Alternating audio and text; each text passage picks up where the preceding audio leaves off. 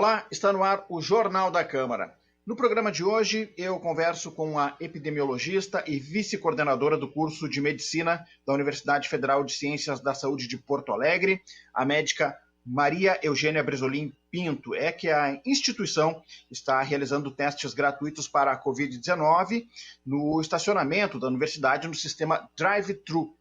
Todos os detalhes a partir de agora aqui no programa, então recebo a doutora Maria Eugênia, a quem eu agradeço pela presença no Jornal da Câmara. Muito obrigado pela disponibilidade do seu tempo, doutora.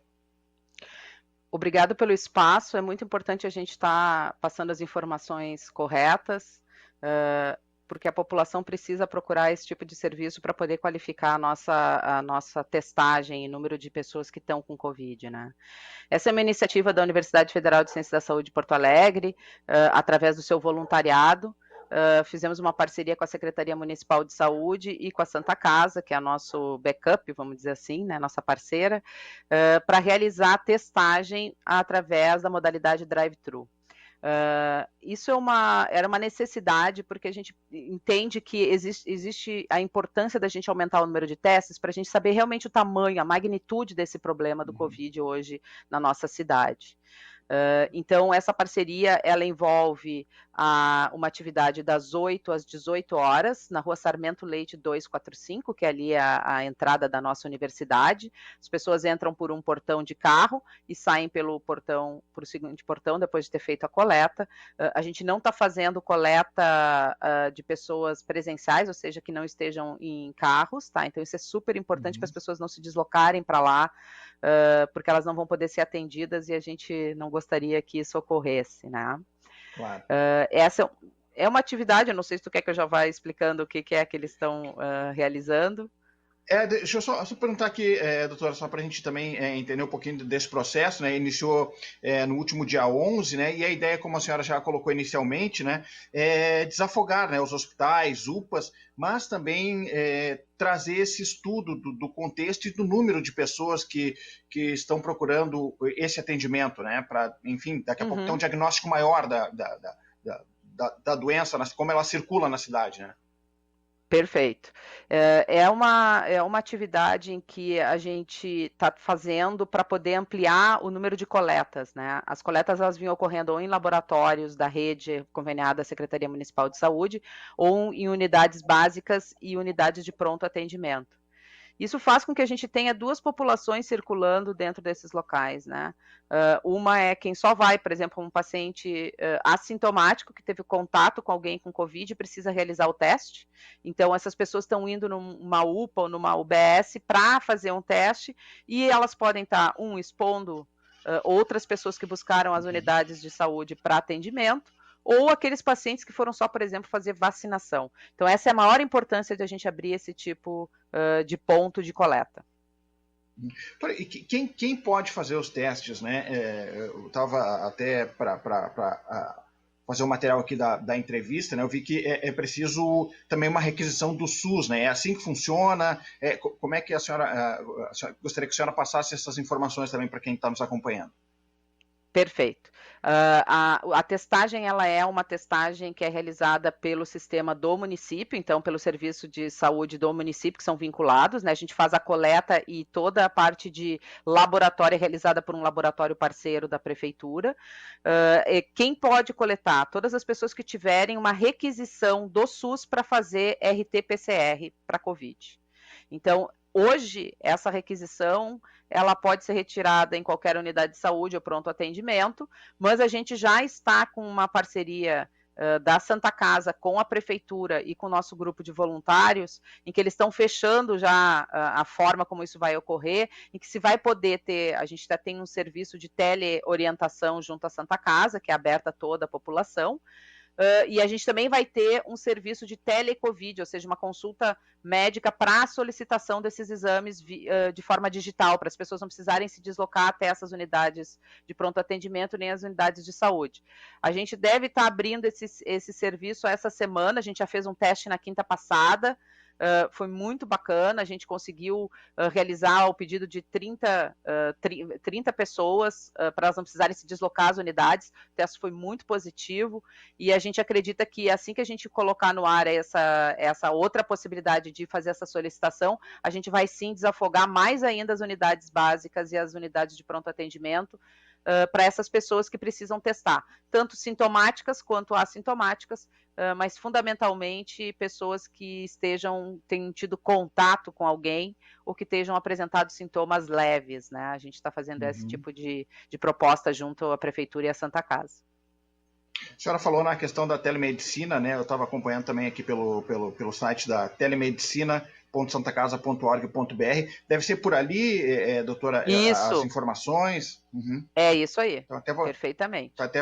Até vou repetir aqui para quem o pessoal puder anotar aí, telemedicina.santacasa.org.br, né? Então deve ser um passo a mais um avanço, né, nesse processo da testagem. Doutora, como é que é feito ali? Esse é o RT-PCR, né, que é o mais confiável, digamos assim, para quem está nos acompanhando, aquele do Cotonete, né? Do Cotonete, exatamente. Aquele, né? Ele é um teste, então, a pessoa... Pode falar. Pode falar, pois não. Então, a pessoa chega com essa requisição, ela tem que trazer um documento de identificação com foto, né, para a gente ter certeza que aquela solicitação é daquele paciente. Essa coleta é realizada por acadêmicos e por profissionais biomédicos, farmacêuticos e enfermeiros que se voluntariaram para estar fazendo essa atividade. Esse ponto, ele vamos dizer assim, todas as atividades são realizadas nesse ponto de coleta, são realizadas por voluntários. Isso é uma forma da gente mostrar a responsabilidade social da universidade com essa pandemia e com toda a sociedade de Porto Alegre.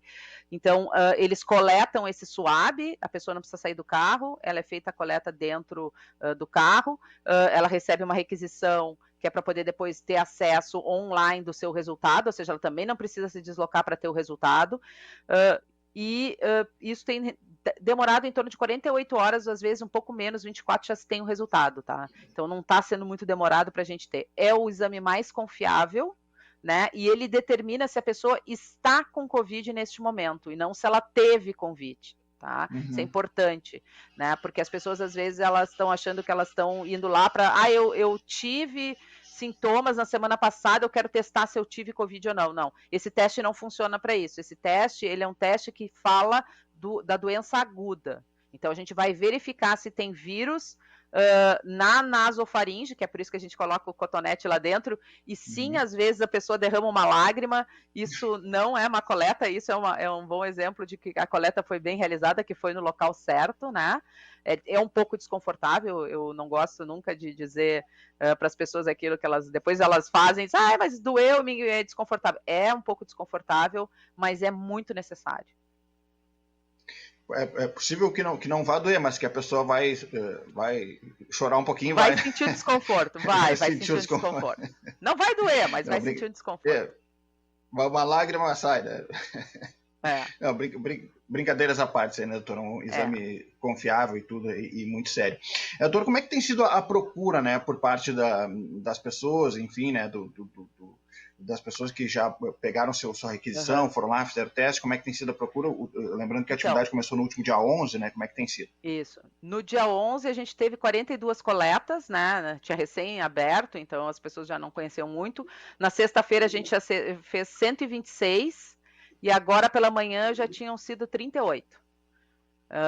Então, no dia 15 a gente teve então esses 38 já só no turno da manhã, ou seja, é uma atividade que a gente está sentindo que vai crescer e é uma atividade que vai ficar aberta por bastante tempo, tá? A gente acredita que pelo menos uns 2 meses nós vamos estar funcionando ali com essa coleta para auxiliar.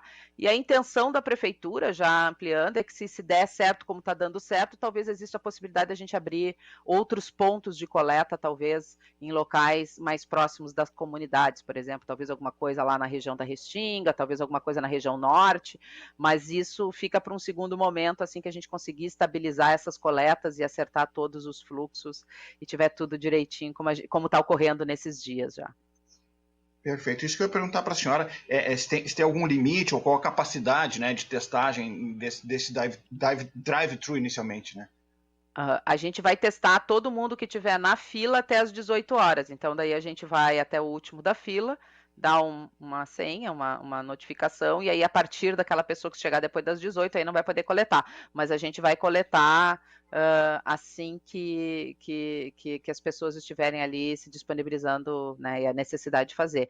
A gente não tem um limite específico, a gente se programou para coletar em torno de 200 testes por dia, mas a gente tem 2 equipes volantes que estão apoiando também a prefeitura a fazer coletas em locais como asilos, abrigos, também é uma outra atividade que às vezes tem um caso, então precisa testar todo mundo, são várias pessoas, a gente já fez várias ações semana passada em relação a isso, no próprio dia 10, antes mesmo da gente abrir o drive-thru, a gente foi coletar num abrigo e se coletou algo em torno de 72 amostras e numa instituição de longa permanência a gente coletou 47. Então, se houver necessidade, a gente chama essas equipes volantes para, se o fluxo for muito grande, a gente aumenta a capacidade de testagem, sim. Tá certo, doutora, pelos números que a senhora colocou aí, e até, enfim, né, à medida que o tempo vai passando, as pessoas vão conhecendo o trabalho que está sendo feito lá, enfim, né, vai chegando essa informação para as pessoas, mas está num crescente, né, até porque nós estamos no pior momento da pandemia, né? Esse número, ele chega a surpreender a senhora, ou era um número que era esperado, ou a tendência, né, que ele vai crescer ainda cada vez mais nesse momento, né? E assim, a senhora como coordenadora do voluntariado que trabalha, traz esse pessoal para fazer todo esse trabalho lá de suporte, como coordenadora também da resposta emergencial da universidade, que a senhora fizesse essa análise também. A gente sabia que no início ia ser um pouco mais devagar, mas a gente estava esperando algo em torno disso, e a gente acredita que deve crescer pelo menos nas próximas 2 a 3 semanas, a gente imagina que esse número de exames deve crescer e a gente deve chegar a algo em torno de 200 a 300 coletas por dia. Mas a gente vai ajustar de acordo com essa possibilidade de coleta. A gente está, assim, no momento mais grave da nossa pandemia.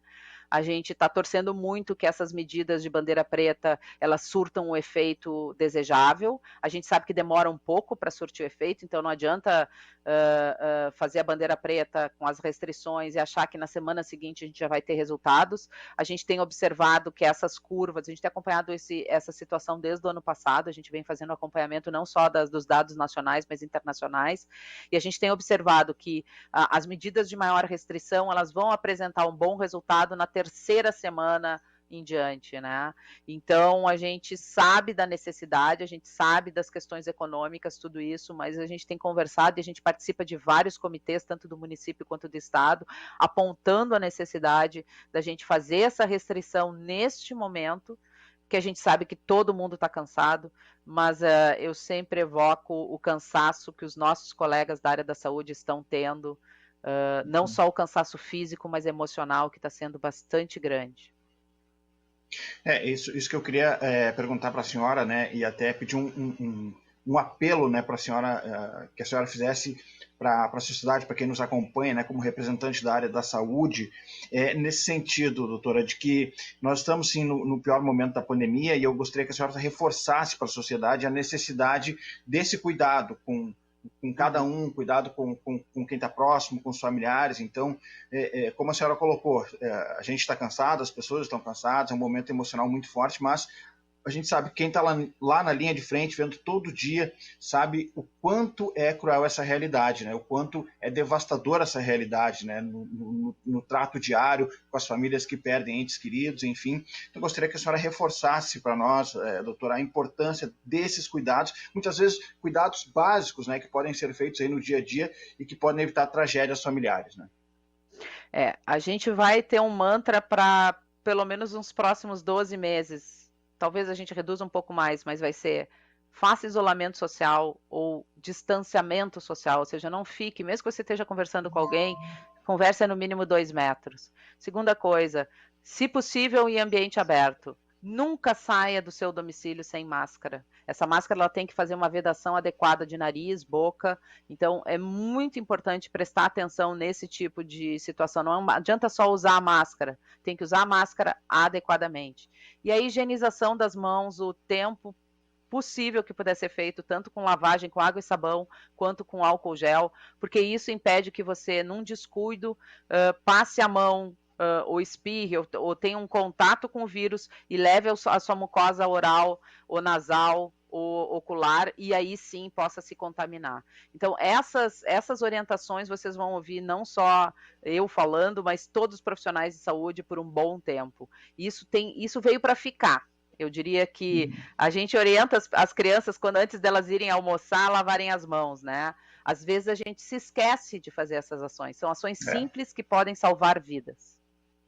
É uma mudança cultural que veio para ficar, exatamente, né, como a senhora colocou. Doutora, para a gente ir encaminhando o final aqui da nossa... Para a gente encaminhando o final da nossa entrevista, também de um comentário da senhora, né, de qual o sentimento das pessoas, né, quando elas chegam lá para fazer esse teste, né, enfim, porque a gente está vendo uma carga muito pesada, aí, notícias muito ruins todos os dias, né, e é difícil para todos, né, especialmente também para a gente que lida com a informação, diariamente tem que dar essas informações que não são boas. Qual é o sentimento das pessoas, né, quando chegam lá para fazer o teste, tanto para quem está fazendo o teste naquele momento, está tendo esse acesso, né, por meio do drive-thru, que é um acesso facilitado ali, enfim, e também para quem está trabalhando nesse processo do voluntariado, né, quem está dando esse suporte para essa iniciativa. Então, para os voluntários, e nós aí estamos falando para professores e outros profissionais, né, como eu comentei, os próprios acadêmicos, esse é uma gratificação que a gente tem ao ajudar as pessoas. Eu acho que quem busca a área da saúde como profissão tem no seu DNA essa questão da empatia e do entendimento da necessidade da pessoa de ser bem acolhida e poder resolver a situação de saúde dela, nem que seja apenas testar. Da mesma forma como a gente tem o telecovid, que a gente está, o teleorientação, que é esse que tu falou da Santa Casa, às vezes só receber uma orientação correta, ter um ouvido, uma pessoa com qualificação que pode ouvir e me dar uma orientação fidedigna e correta e científica do que eu preciso fazer, isso tem dado uma tranquilidade maior para as pessoas. Os voluntários, eles estão muito felizes em poder estar fazendo isso, a gente só tem tido retorno positivo deles, e das pessoas que têm ido lá fazer, a grande maioria tem preferido ir no drive-thru, porque não precisa se deslocar e entrar dentro de um serviço de saúde, entrar num hospital, numa emergência, então eles ficam muito mais tranquilos em ir até o drive-thru e fazer essa coleta. Então, existe uma satisfação dessas pessoas de poder estar resolvendo a sua situação sem se expor e sem expor outras pessoas. Então, acho que essa tem sido um casamento, vamos dizer, da vontade e da necessidade, né? Então, o voluntário tem a vontade de ajudar e a necessidade do paciente em coletar. Então, acho que a gente tem feito outras ações, a gente tem uma ação muito bonita de psicologia, a gente vai começar essa ação agora no HPS, com os profissionais de saúde do HPS, a gente já vem fazendo isso com os profissionais de saúde da Santa Casa e com os profissionais da universidade, e tem sido muito interessante tentar aliviar um pouquinho esse sofrimento dessas pessoas que estão na linha de frente. Então, o voluntariado, ele é excepcional porque ele aproxima as ações daquela necessidade momentânea. Então, a gente vai estar atuando em diferentes frentes. Assim que vierem as demandas, a gente tem bastante gente. A gente tem mais de 800 pessoas voluntárias inscritas no nosso programa. Então, a gente está disponível aí para ajudar as diferentes áreas. Tá certo, coisa boa.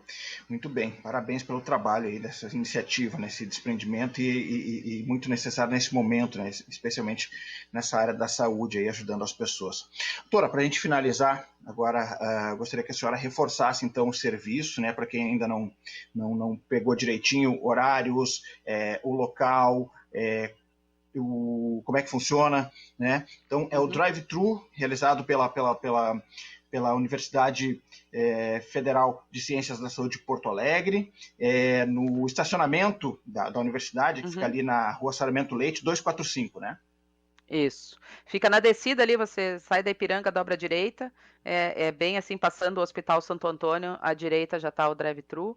Ele funciona das 8 às 18. É necessário trazer a requisição do SUS, a gente não está coletando para iniciativa privada, tá? Nem para convênios, é só com a requisição do SUS e um documento com fotografia, para comprovar que é o paciente que está sendo solicitado, é aquele que está realizando o exame. Tá certo. Tem que ser de Porto Alegre, né, doutor? Sim, a requisição tem que ser de Porto. Isso, a requisição tem que ser de Porto Alegre. A gente já teve vários telefonemas e ainda ninguém foi até lá solicitar, né, coleta de fora de Porto Alegre, mas a solicitação tem que ser oriunda de Porto Alegre, porque é uma parceria com o município de Porto Alegre. Perfeito. Segunda a sexta, né, doutor? Das 8 às 18. Segunda a sexta. Tá certo, muito bem. Eu conversei aqui, enfim, mais alguma coisa, doutora, que a senhora queira colocar também? Não, só que todo mundo fique seguro e nos ajude nesse momento com aquilo que pode fazer, porque eu acho que se cada cidadão fizer a sua parte, a gente vai sair dessa mais fortalecidos e uma sociedade melhor. Perfeito.